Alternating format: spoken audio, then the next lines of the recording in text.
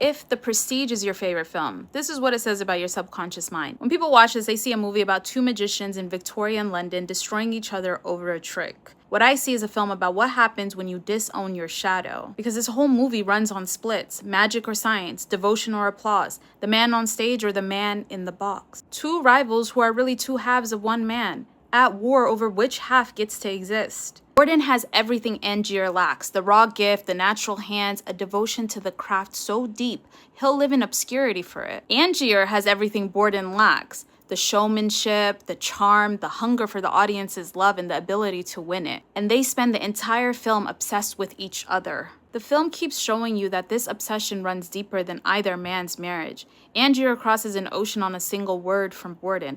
Borden can't stay away from Angier's shows even in disguise. You don't chase a stranger across your whole life like that. You chase your shadow. Each man disowned half of himself early, then met that half walking around in another body. Borden looks at Angier commanding the room and calls him a shallow hack.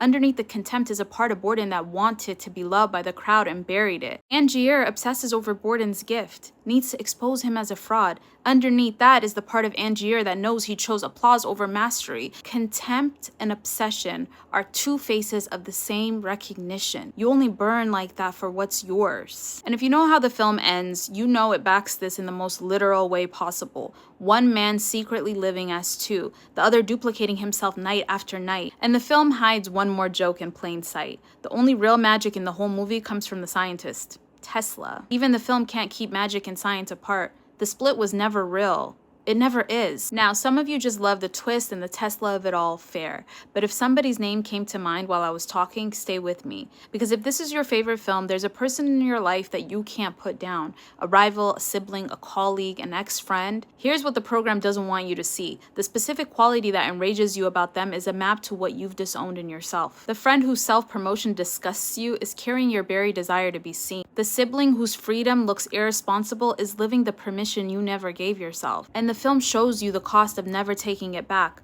Both men die incomplete. The complete magician never existed because two halves spent a lifetime at war instead of becoming whole. And your shadow doesn't need that specific person, by the way. It just needs a screen, and it'll keep finding new ones until you take the projection back. So here's my question. Who's the person you can't stop measuring yourself against? And what's the exact quality in them that bothers you most?